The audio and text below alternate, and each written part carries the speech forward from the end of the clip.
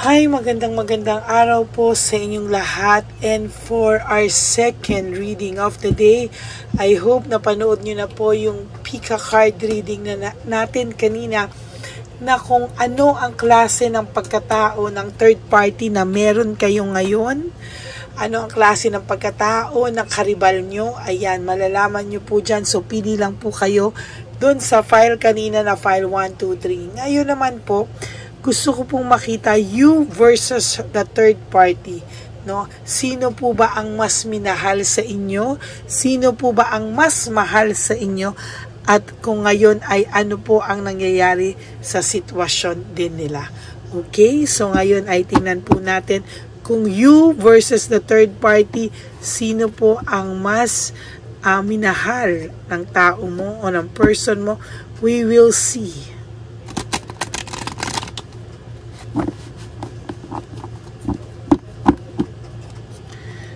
Tingnan po natin kung sino po ang mas minahal. So, pipili po tayo ng dalawang file para po makita natin kung you o versus the third party.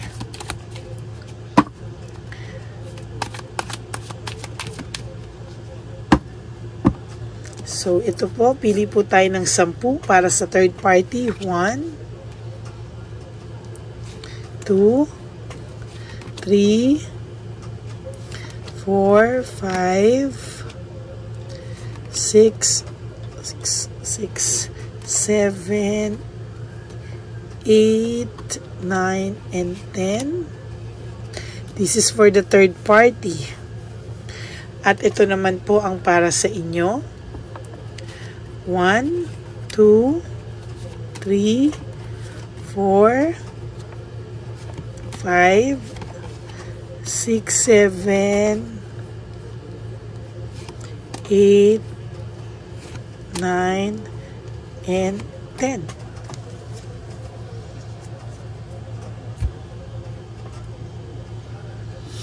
At pili po tayo ng 10 para sa third party.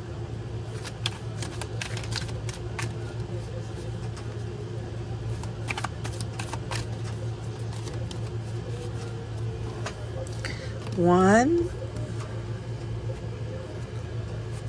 2, 3, 4, 5, 6, 7, 8, 9, and 10. 1, 2, 3, 4, 5, 6, 7, 8, 9, and 10.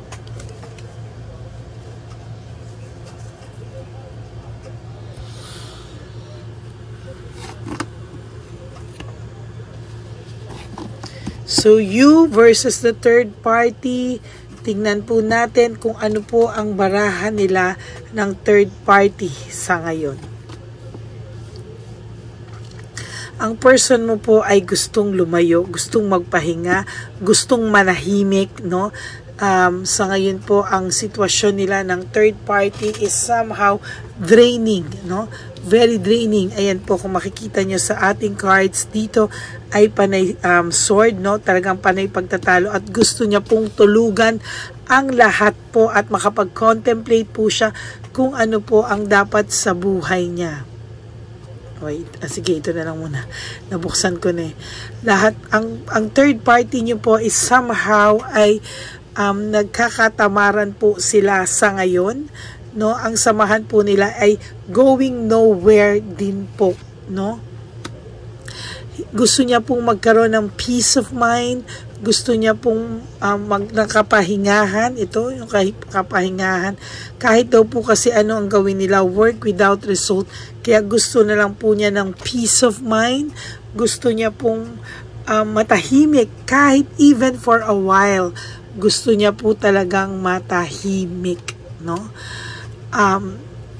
sa totoo lang po, ayaw niya na po maging worse pa yung mga susunod na pangyayari sa kanila. Gusto niya pong manahimik, gusto niya pong umangat na, no? Kasi somehow, I feel that medyo magulo po yung samahan nila sa ngayon, no? Pataasan po sila ng ihi, pataasan po sila ng pride, no? Hindi po niya alam kung paano at saan sila magsisimula. Ayan. Alam po ng babae na namimiss ka po ng person mo. Alam po ng babae may galit na siya. Alam po ng babae na ikaw daw ay kalmado ngayon. Marami ka raw ginagawang mapapagkaabalahan, masaya ka na, pero bakit daw ang person nyo ay hindi pa rin masaya? So somehow, binubungangaan po ito ng babae, no? Yung inyo pong person ay binubungangaan po ng babae, and somehow hindi po siya matahimik, no? Kaya pala po gusto niya magpahinga ito kasi binubungangaan po siya ng babae, no?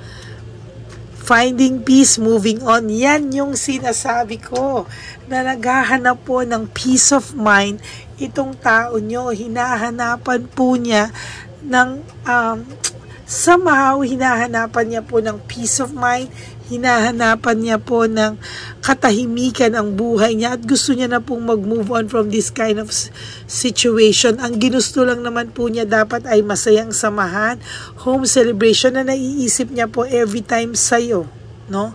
Pero wala po siya magawa, nandito siya sa third party, nandito siya sa person na to, at gusto niya pong magpahinga na lang ng bongga.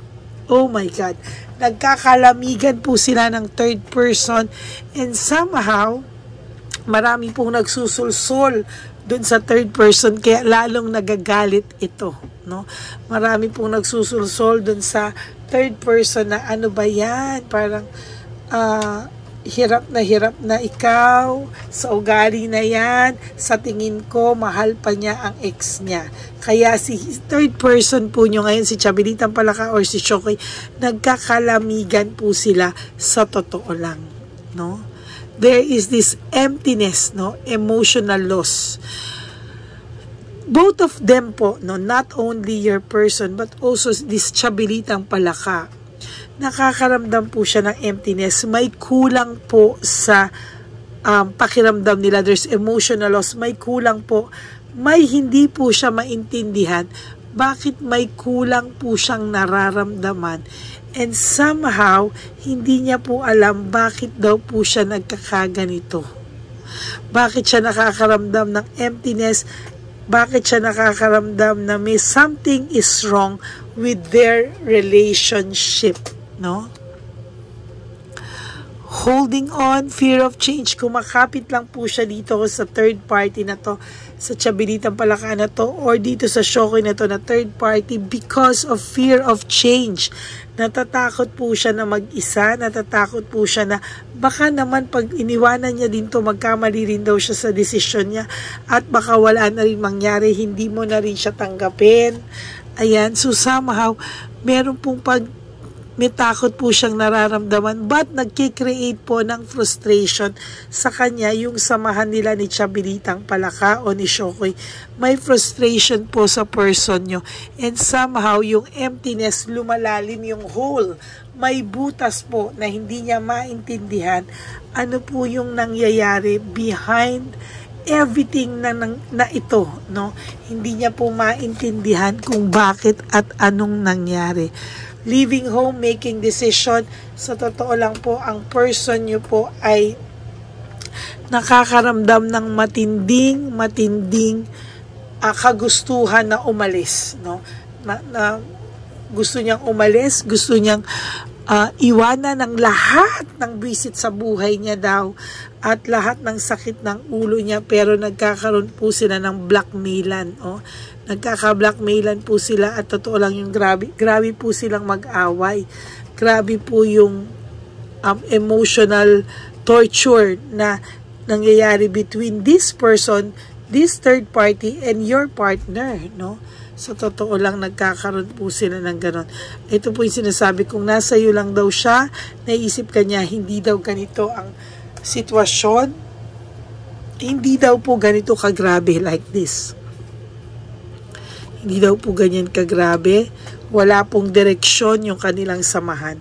The relationship of this person and their third party is walang direksyon, no? Going nowhere, no? Panay conflict po ang nangyayari dito sa third person na ito. Somehow, alam po ng person nyo, alam po niya na, ayan o, alam po niya talaga na may hindi tama sa sitwasyon nila. Pero hindi niya po talaga, hindi po siya makaano no? Hindi niya po makuhang umalis. Medyo may fear din siya, may takot siya. Nagtataka ka nga po bakit siya nakakaramdam ng takot and fear dito. Somehow, meron ako nakikita na very disorganized ang samahan na meron sila. Disorganized po at talagang makikita mo na lang po na sobra po ang nangyayari sa kanila na hindi ma-explain ng tao mo bakit siya napunta sa sitwasyon na ganito, no? Akala niya po nung una they are in love, may mga pulang rosa sa mga mata nila, but now parang panay black eye, no? Gusto po sanang ayusin ng taong ito, ng person na ito, yung relationship, but napaka-imposible na daw pong maayos itong ganitong klaseng relationship because nagkakasakitan na po sila ng brutal and I don't think na mag-work pa po ito sa mga susunod pang panahon.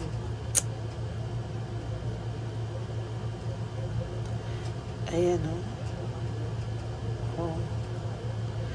Sa tingin ko po ay hindi na po ito maaayos, no, at it will bound to end one of these days or in the next few months. Sayang po, no, very very sayang po yung samahan na meron kayo, para sinayang niya po sa ganitong klaseng relationship. You versus the third party, ito po yung third party situation. Nakakakita po ako ng dalawang legal proceedings and legal matters. Maybe magkakaroon po ito ng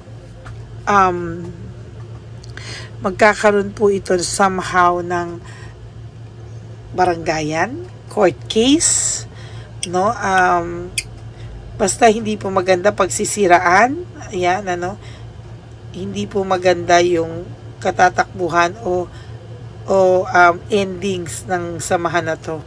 It will bounce back to a very very pangit na situation, no? Yung maganda po nilang pinagsimulan ay hindi naman po ganon ang katapusan. Napakapangit po, no? So diversion, sobra po, no, yung pag madadivert na lang po at madadivert sa ibang babae. O lolokohin lang po itong third party nyo because of frustration na rin ang nararamdaman niya. For some of you, lumalapit po ito sa inyo, pero tingnan po natin sa mga susunod na araw, ano, kasi sa nakikita ko po, lalala pa po ang sitwasyon na meron sila. And I don't think, no, na magiging masaya pa po or maaayos pa po ang situation na ito. No, napakalungkot lang po na sa nakikita ko ay hindi na po ito maaayos. Yan. Sayang lang din po at sana, no, ay magkaroon ng kalinawan ng isip yung person mo sa ngayon. Okay? So ito po ang sitwasyon ng third party and your person. Tingnan naman po natin ang sitwasyon nyo. Saglit lang po. Ligpitin lang po natin ito. You versus her. No? So, tingnan po natin kung ano naman po ang makikita natin sa inyong cards. No? Hindi ko po na ganito yung kanina, pero it's okay. Binasa na lang po natin ang pagkasunod-sunod. No? So, you versus her, ito naman po ang situation o naging sitwasyon nyo ng inyong person.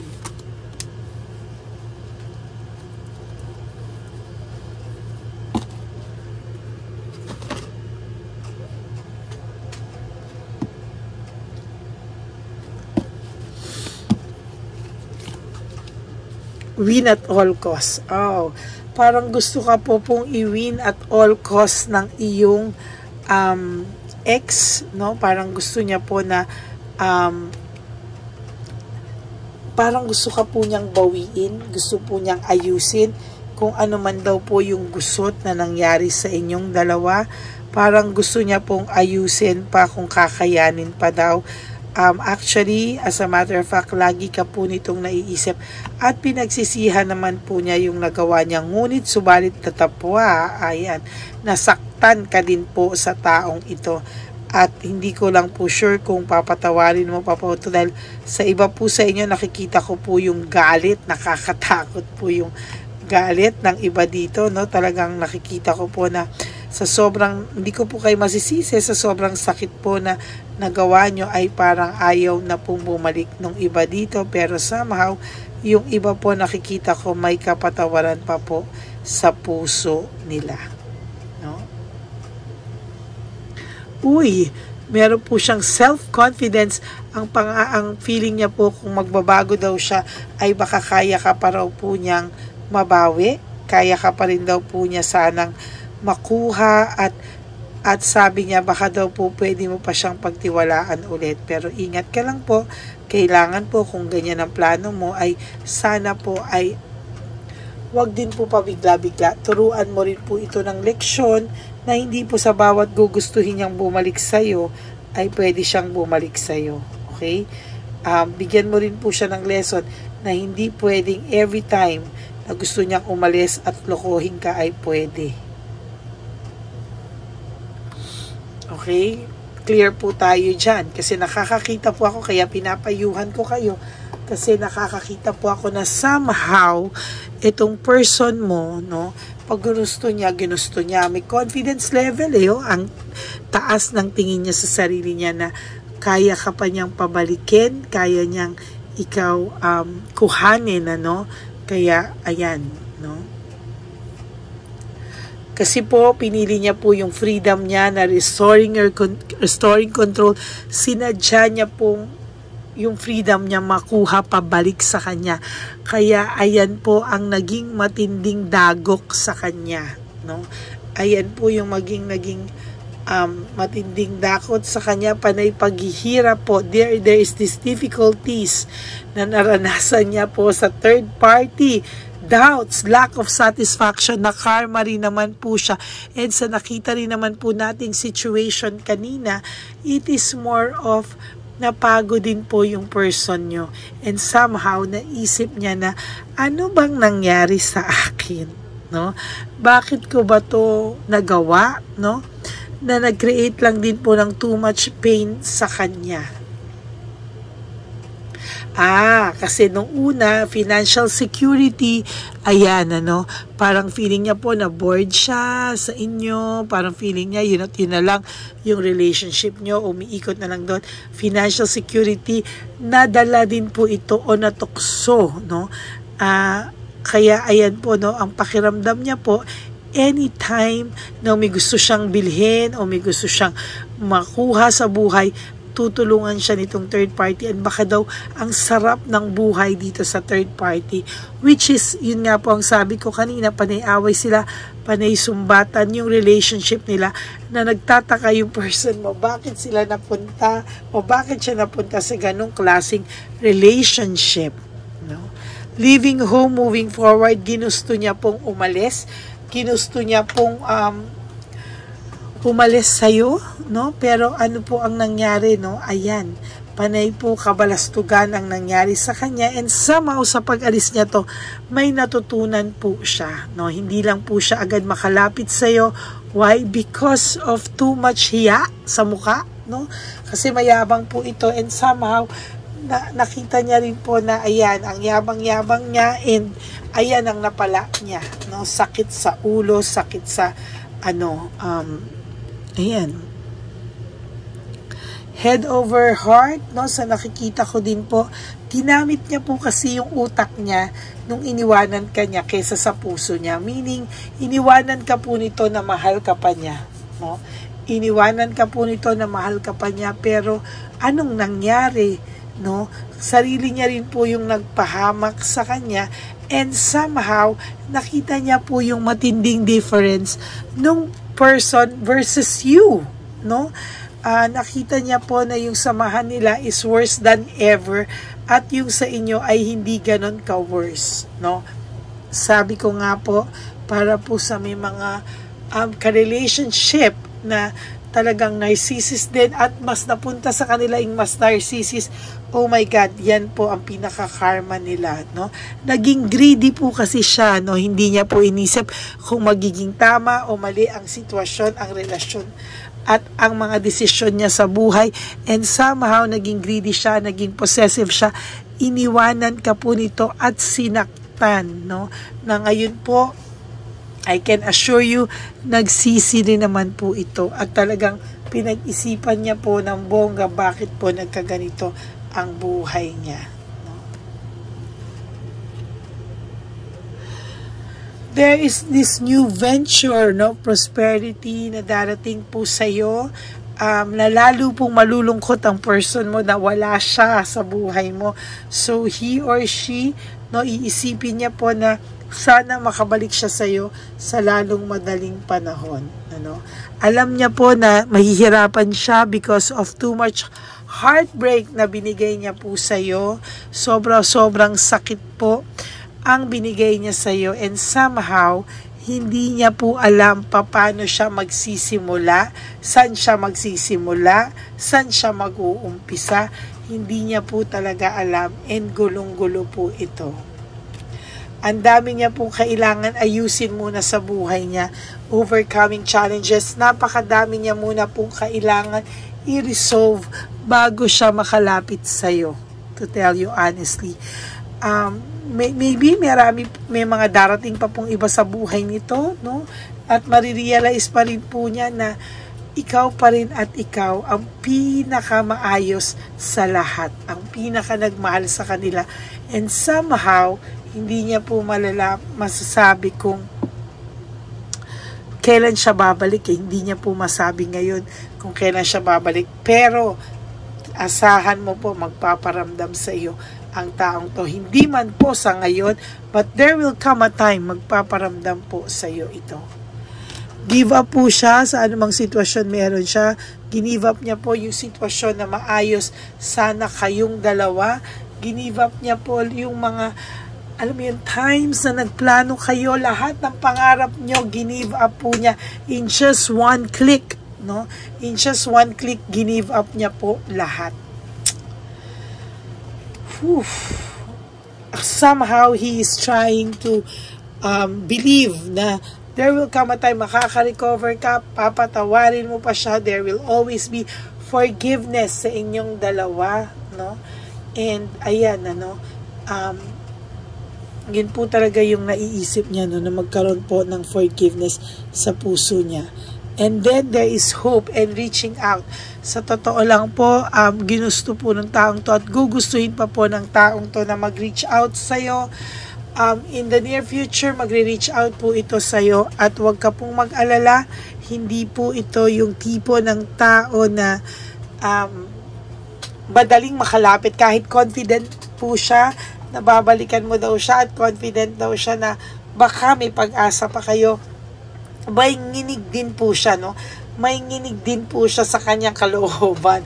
Natatakot din po ito somehow. Ayan.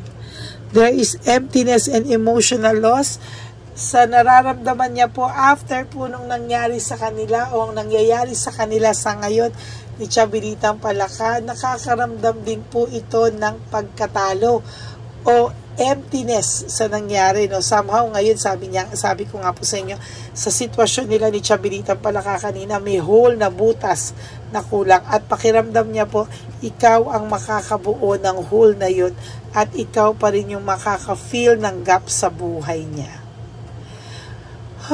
He wants to have a fresh start and beginnings with you. Hindi niya lang po alam paano, saan, kailan. niya sisimulan ang mga ito, no? But, yan. Kailangan niya po talagang makaramdam na sana po daw ay bigyan mo siya ng kahit konting sign, kahit konting pagpapalakas ng loob. Kasi sa ngayon po, nanghihina po ang tao na ito. Hindi po siya makalapit kahit alam mo yun, kahit may confidence level na siya, hindi po siya makalapit sa iyo. Sa totoo lang, napakaduwag po nito, no? And somehow, kung sila po ng Tiyabilitang Palaka ay wala na, hindi pa rin po siya agad sa iyo makakalapit kasi nahiya po siya sa ginawa niya sa iyo. No? Kahit alam niya po na mahal mo pa siya, natatakot pa rin po siyang lumapit. Why? Hiya po ito sa mukha. Wala siyang mukhang maiharap sa iyo. Sa totoo lang po. No? Panay conflict po sila. Ang nangyari po kasi sa relationship nila nung nakita natin kanina is panay conflict nung karibal mo, no? Panay conflict sila sa buhay ng isa't isa. And somehow, sa nakikita ko po dito, too much trauma, no? Yung naramdaman ng person mo, kaya lumayo rin po ito dun sa isa. Para po dun sa mga hiwalay na ha, sa kanilang third party, na trauma po talaga ito. And dun po sa hindi pa hiwalay, trauma pa din po ito. Hindi lang po siya makahiwalay. For whatever reason, naduduwag po ito. For those of you na hiwalay na sila ng third person, ang sasabihin ko lang po sa iyo, every time na nag-aaway sila nito before, ikaw po ang naiisip niya. Nakukumpara ka niya, nakukumpare ka niya, and hindi niya po alam bakit po nakukumpare ka pa rin niya sa current niya ngayon. Nakukumpara ka niya doon sa naging current na relationship niya after you, no? Malamang ikaw po ay siniraan niya before just to justify yung mga kanyang ginawa. Hindi naman sirang-sira, pero parang ikaw pa yung napasama, ikaw pa yung may kasalanan, ikaw pa yung nakaranas ng matinding sitwasyon dito, pero ngayon po ay unti-unti nang nakiklear ang pangalan mo, unti-unti na pong nakiklear ang sitwasyon mo, and somehow umu-okay na po ang sitwasyon mo. Naging dishonest siya sa iyo sa relationship nyo. Naging sobra-sobra siyang unfair. Ayan, sa iyo, sa relationship nyo. Pero dinala niya rin naman po yan. At dinala niya po araw-araw yung bigat na yung konsensya niya sa isip niya, sa puso niya, kasama po ng third party. Kaya naramdaman din po yun ng third party. And to be honest with you, hanggang ngayon, dala-dala niya pa rin po ito. Ay, nako, yan ano.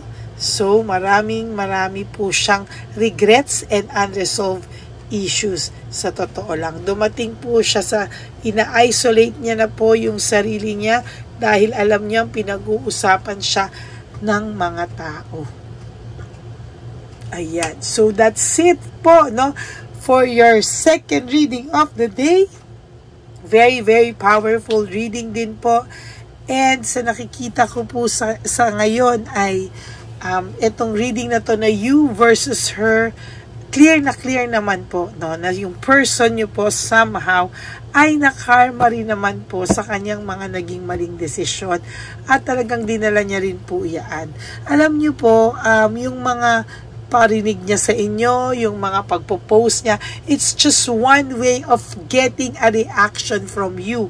And you having no reaction at all, for those of you na hindi nag-react at hindi nila alam na nasasaktan ka na, nakakatawa po, no? Sobra pong nakakatawa. Bakit? Kasi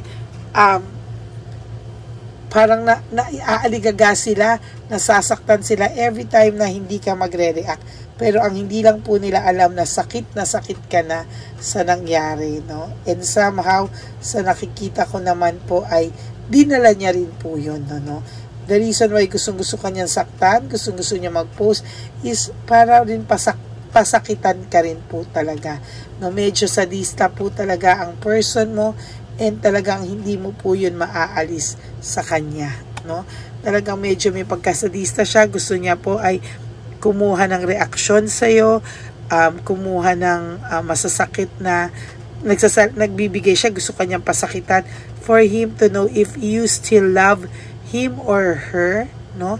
Kaya wag ka pong mag-react kung sa mga susunod na araw may mga i-post pa to or nagpo-post sila ng masasaya, no? Because he or she wants to get a reaction from you, no? So wag ka pong maniniwala dyan pagka sinasabing masaya sila. Sobrang, alam niyo po, sometimes ang totoong masaya yung not posting at all, yung hindi na po kailangan na ipaglandakan. Minsan man napaplastikan ka pa po, 'di ba, sa mga ganyang hindi naman po sa lahat, no? Pero yung alam mo kasing sincere, nakakasaya na masaya tayo para sa kanila. Pero yung alam mo na gusto lang kumuha ng reaksyon, yung alam mo na nambubwisit lang, yung alam mo na nakakasakit lang, yun po minsan yung hindi maganda, no? So that's it for your second reading of the day. You versus her, ikaw at ang karibal, ano ang sitwasyon? Okay, so for those of you po who wants to know if this is for you or gusto mo, energy mo lang, you can always message me po to book for a private reading through video call, no, sa Lady Lee Elena, that's Ladyly Elena. Nasa dulo po yan ng ating video. Diyan niyo po ako makokontak. That's my only official and legit FB account. And para naman po sa aking mga subscribers na gusto magbigay ng super thanks for this video, I would really be grateful and appreciate that from the bottom of my heart. Maraming pong salamat. And please, no skipping of ads. Lalo na po ito, yung mga Pika card ko po, medyo mahahaba ang ads. Pagpasensyahan nyo lang po. And please, sana naman po ay tulungan nyo na lang po yung, tulong nyo na po yan sa channel natin at huwag nyo na po yung skip. And also, please help me reach 20,000 subscribers. Yay! Tulungan nyo po ako. Right now, we are at 13,400 subscribers and counting. So, sana po ay matulungan nyo ako. Ikalat nyo pa po ang channel natin para mas marami po tayong taong matulungan. Okay? Maraming salamat po sa inyong lahat. God bless you all, and sa aking mga ever loyal and solid na Lady Elena friends, family, and subscribers, na kahit po napakaraming naglalabasan ng mga bagong tarot card readers, ay patuloy po ang pagiging loyal at solid dito sa ating Lady Elena channel. Ina-appreciate ko po kayo at kilala ko po kayo at lagi ko po kayong nababasa sa comment section. So, alam ko po kung sino ang mga ever solid at loyal. And of course po, no, doon po sa mga nagla-like, maraming salamat din po sa inyong lahat. Alam ko po na hindi kayo nag-skip ng ads, and really na-appreciate ko po yung loyalty nyo. Sa sobrang dami po ng naglalabas ng tarot card readers, alam nyo po kung sino ang legit. Kaya maraming salamat po. Marami po kaming legit dito. Kaya the more the merrier. Okay po yun. Pero nagpapasalamat po ako sa mga taong pilit pa rin po akong hinahanap. Pilit po akong pinapanood. Talaga po nasa akin po ang gusto nilang manood. At talagang na-appreciate ko po yun from the bottom of my heart. Kaya nga po, lagi kong paalala sa inyo at hindi ako magsasawa na laging ipaalala sa inyo that life is too short. Don't make it shorter by stressing yourself from all the pains and heartaches na binigay sa inyo ng kahapon. Just surrender everything to the divine universe and just let go and let God write your life and love story. I will be back po for another set of reading. Tingnan lang naman natin kung ano yung sitwasyon niya o pakiramdam niya sa ngayon. Hindi ko po muna ito ipipika card reading or you versus her. Basta bibigyan ko po kayo ng reading naman kung ano naman po ang nasa loobin niya sa mga oras na ito. Okay? God bless you all, and I will be back for another set of reading, no? Sana po ay maging masaya pa rin kayo ngayong Sabado, at lagi pong choose to have a positive outlook in life, positive vibes, no? At tanggalin po natin yung mga negative vibes natin. At lagi nyo pong iisipin na lagi lang po akong nandito para maghatid sa inyo ng general reading of the day. At ganyan ko po kayo kamahal din at na-appreciate na kahit nasan lupalo po ako ay magbibigay po ako ng reading of the day. Okay, God bless you everyone. I love you all. Please po, no skipping of ads. I love you. Thank you. God bless.